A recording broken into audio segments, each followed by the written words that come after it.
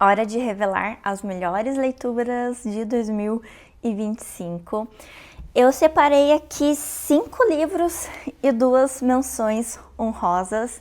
Já aproveitem para deixar aqui as melhores leituras de vocês, porque assim todo mundo pega ótimas indicações. Quem ainda não preparou a lista de livros para 2026 consegue aí talvez já incluir algumas coisinhas. Eu vou começar então com a minha primeira leitura.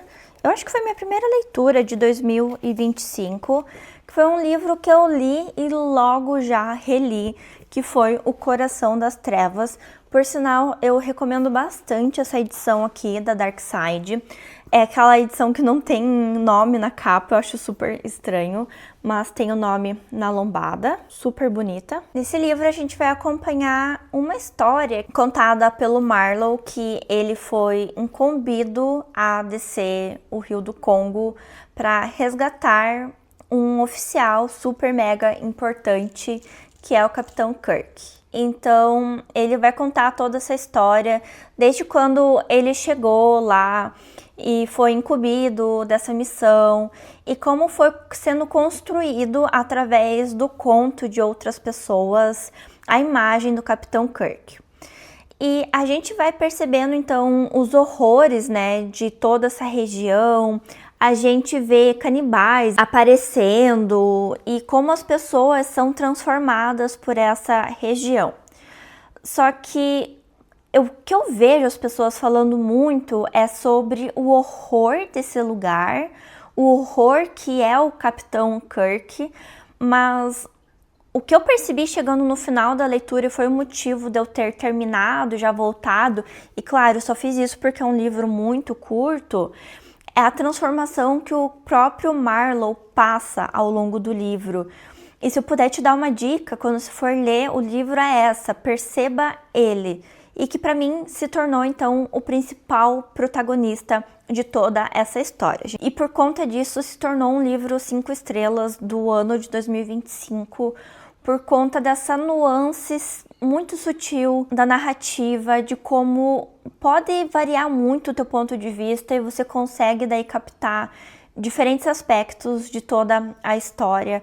Eu achei sensacional. Que a gente vai ter a grande frase, né, o horror, que é simbólica para a literatura, que é dita aqui e faz sentido quando é dito, e eu gosto de quando a gente vai para a literatura e a gente conhece, né, a gente no contexto e tudo, as frases que são emblemáticas para a literatura, e para mim é quando o ciclo se fecha, assim, sabe? Eu acho isso fantástico. Fica a indicação desse livro. Todas as pessoas comentam quão denso esse livro é, mas eu acho que faz sentido porque é como se eles estivessem navegando na penumbra, sabe? Então faz sentido que algumas coisas às vezes você se perca um pouco, que você não consiga se sentir, que pareça abafado, porque é nessas circunstâncias que eles estão viajando também. Não podia faltar um livro de não ficção nessa lista, que foi o do que eu falo quando eu falo de corrida, do Murakami. É um livro que parece que é para corredores, mas ele é muito mais do que isso. É um livro que eu li em um momento em que eu precisava dessa leitura. O Murakami, eu acho que é um cara muito inspirador, de como ele fala sobre a vida, de como ele fala sobre o esporte. Eu me surpreendi porque eu achei só que ele corria, mas o cara é ultramaratonista, ele fez Ironman, ele é triatleta, ele faz 1 milhão de coisas, e eu nunca vou esquecer da passagem que ele fala que ele fez uma ultramaratona e o estado de nirvana quase que ele atingiu para terminar a ultramaratona, e como isso foi transformando a vida dele e como isso impacta a escrita. E não é pelo esporte, é uma mentalidade de vida, sabe? E a forma com que ele enxerga os desafios, a forma com que ele enxerga as vitórias, é uma mentalidade. Eu acho que Isso daqui vale muito para você entender outras formas de ver a vida, outras formas de você realmente conseguir enfrentar os desafios, sabe? Então foi um livro que ele me ajudou muito no momento em que eu estava precisando. É um livro curto, é um livro inspirador, de fácil leitura. E ao mesmo tempo que te faz ter vontade de sair correndo pela rua, não é um livro sobre isso, sabe? É um livro que é sobre a vida.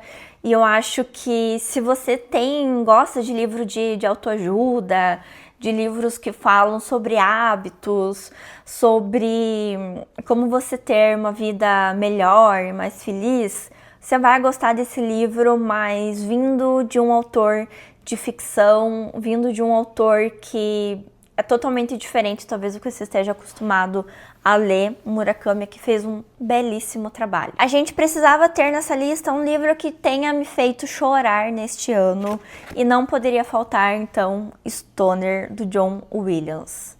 Gente, esse livro aqui, ele... Nossa... O que eu posso dizer de Stoner, né? Eu tenho uma queda por livros que falam sobre você passar a vida sem fazer nada, ou se esperar que a vida tome decisões por você. Enfim, coisas nesse sentido, assim. E Stoner vai falar um pouco sobre isso. E eu tenho refletido muito como, às vezes, é um castigo ou uma bênção você passar uma vida sem deixar marcas. Ao mesmo tempo que é um castigo no sentido de que você não ter feito nada relevante, você ter desperdiçado tua vida, ao mesmo tempo que é uma bênção de você não ter feito nada de ruim, você ter vivido uma vida que é simples, uma vida efêmera, uma vida pautada em viver a rotina, viver o essencial. Então, eu acho que dá uma ótima discussão aqui, sabe, sobre isso. O Stoner é esse cara comum, esse cara simples, esse cara mundano. É a pessoa que senta do lado de você no ônibus enquanto você tá indo pro teu trabalho, indo pra faculdade. É talvez esse cara que ninguém presta atenção.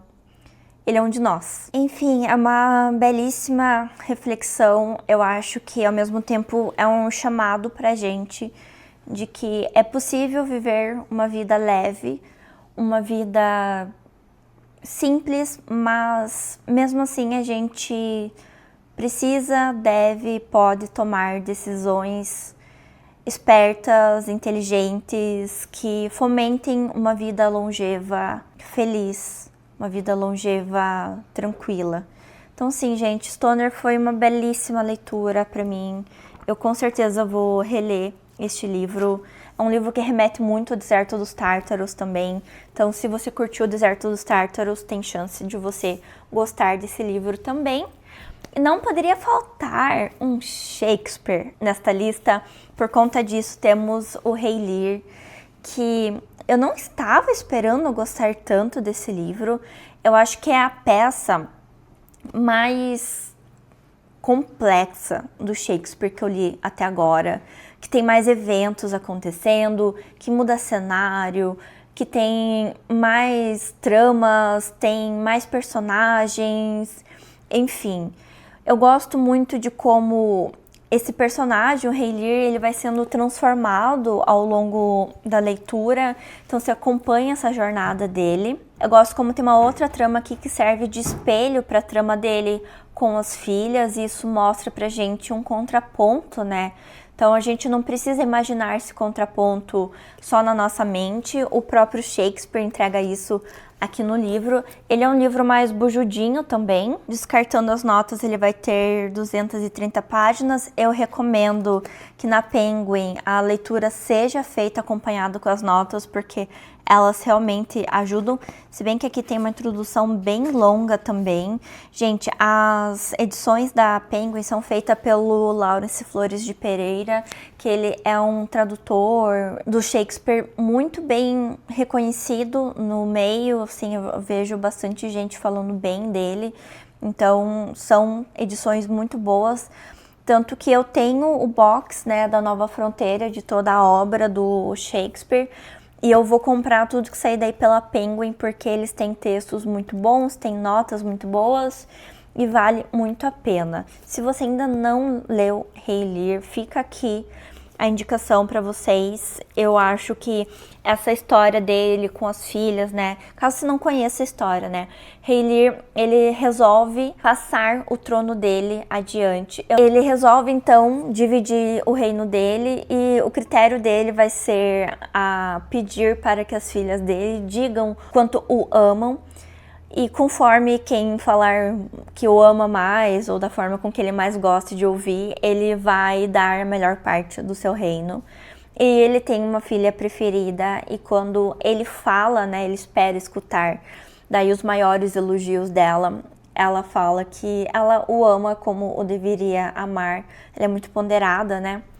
E ele vai e deserda ela, basicamente. E vai ter uma série de consequências por conta disso, é a partir daí que a história vai se desenrolar, mas ela se mantém fiel àquilo que ela estava sentindo, àquilo que ela era. Um ótimo livro, fica então a indicação.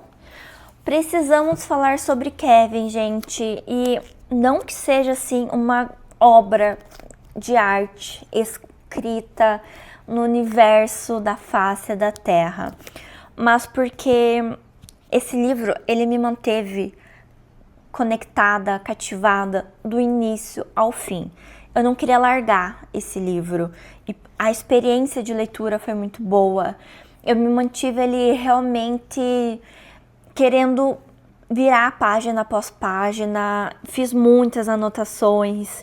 Foi um livro assim que me relembrou o que é ser uma leitora que ama ler, que ama pegar um livro e andar para cima e para baixo com ele pela casa e não querer assim, tem 10 minutinhos agora, então eu consigo ler mais um pouquinho, mais umas 2 páginas, que me manteve assim essa sede de leitura viva em mim.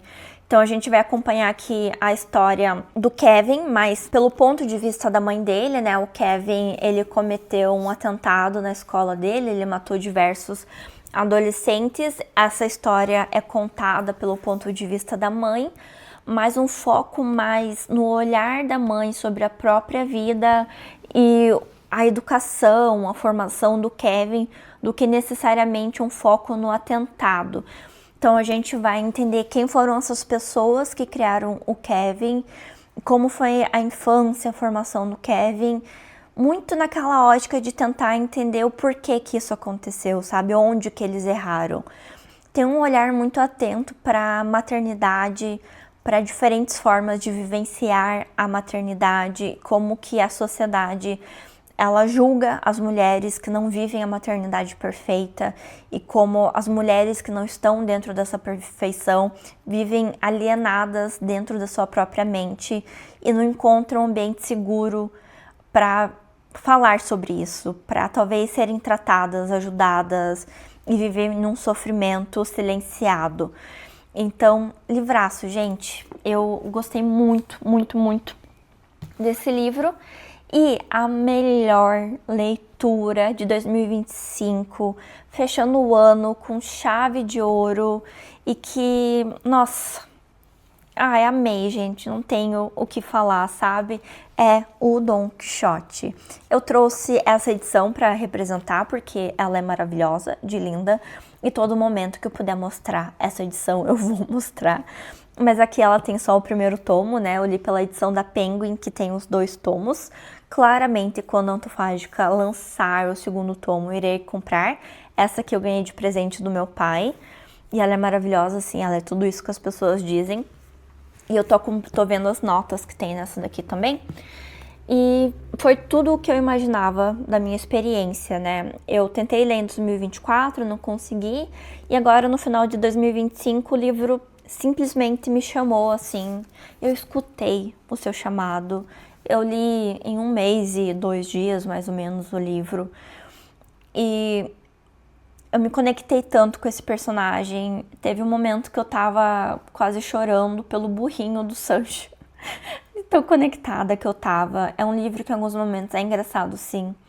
É um livro que em vários outros, e a grande maioria, é muito triste de ver como as pessoas fazem o Don Quixote de bobo da corte. E a que ponto chega a maldade das pessoas de se aproveitarem da ingenuidade do outro. E, sei lá, gente, eu fiquei muito... A minha principal sensação agora que eu tô é que, sei lá, o Don Quixote estava certo, sabe? A gente tem que ser um pouco de louco pra aguentar a loucura ainda maior do que é viver nesse mundo, sabe? Porque olhar a que ponto que as pessoas chegam pra fazer determinadas coisas, pra viver na vida. Se a gente for aguentar tudo com olhos sãos, a gente não dá conta, sabe?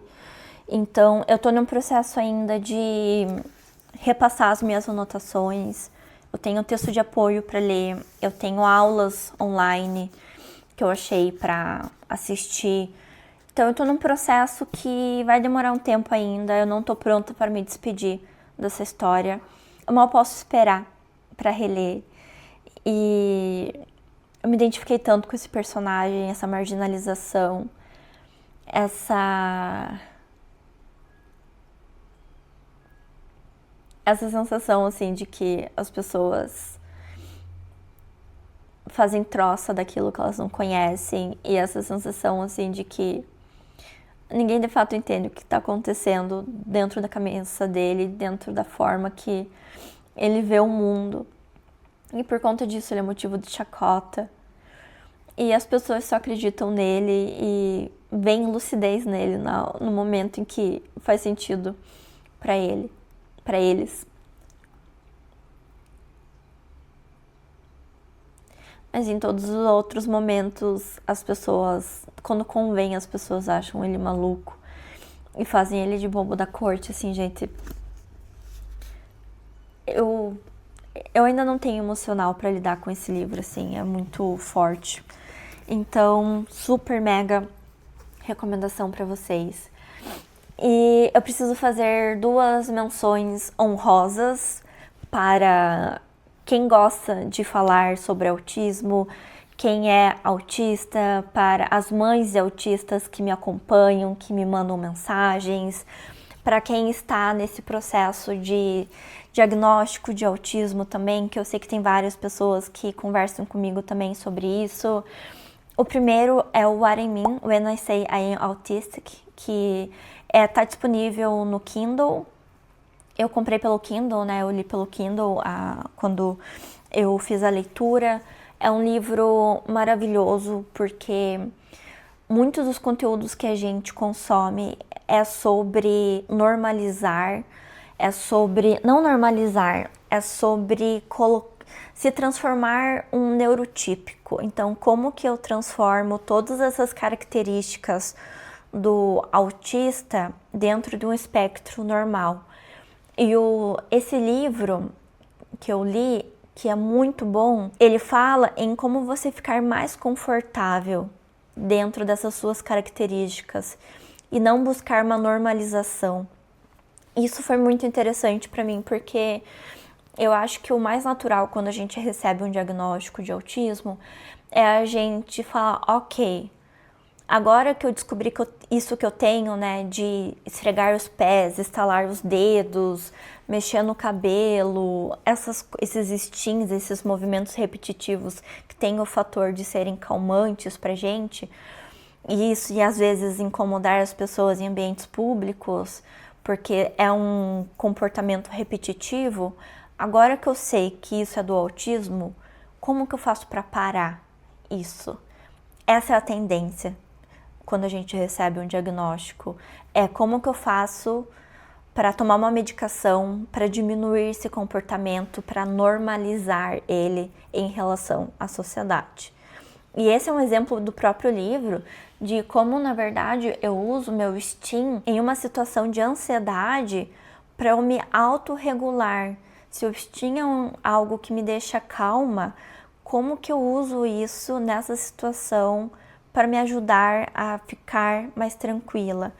Então, usar o que você tem a seu favor. E é um livro muito interessante por conta disso. Abriu muito a minha mente, fica a indicação para vocês. É um livro em inglês, então tem essa dificuldade, mas pelo Kindle você tem o dicionário, né, do Kindle, tem a tradução automática ali que você faz também, que ajuda. Então tem algumas palavras também que eu não entendo em inglês, então fui fazendo essa leitura e ajudou demais. Fica aqui a indicação. A segunda menção honrosa foi Mulher de Pouca Fé, da Simone Campos. Esse foi um livro incrível que eu li. Me identifiquei com várias coisas.